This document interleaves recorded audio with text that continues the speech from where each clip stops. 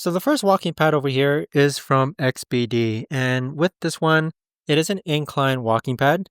So let's actually go ahead and prep it up. Now with this walking pad in particular, when it refers to incline, it's not an auto incline. So in order to actually turn this into an incline, what you've got to do is you've got to flip this over and you've got to pull down these pegs, right? So if you pull down these pegs, that is going to add about 5 degrees of incline onto this walking pad. So if you set it down, that's the 5 degrees of incline that is now set on this walking pad. This here is the remote. And what's really neat about it is it actually does fit into the side here, I believe.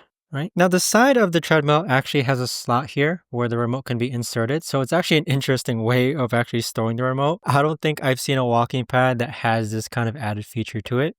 So to pull the remote out, you just pull it out just like that. Now for the looks, it's a red and black treadmill. So if that matches your gym perhaps, this might be something to consider. Now as far as walking on the walking pad goes, if we go ahead and press start, it just simply starts. And so this is going to be used to increase or decrease the speed.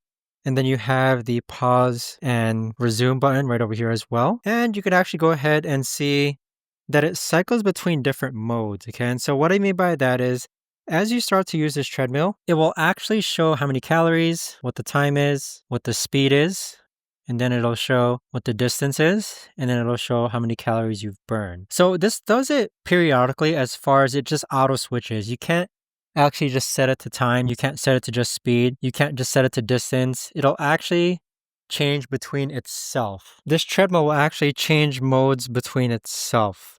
And with it, the max speed that I can go, if you turn all the way up. So this is a 4 mile per hour walking speed. And then if you pause it, it'll actually go ahead and turn off. So overall, this one also does come with oil lubrication to make sure that the treadmill runs smoothly. But one thing I do want to point out is the width of the walking pad belt. And this is something that isn't talked about often. So what I mean by this is that the width of this belt that you see here, this is about 15 inches, okay? And there are other walking pad belts that are a bit wider. So if you are on the wider spectrum, maybe your walking gait is a bit wider, you might want to consider that this one is only 15 inches, whereas other treadmills might be around 16 inches. So overall, really neat walking pad, but let's move on to the next one.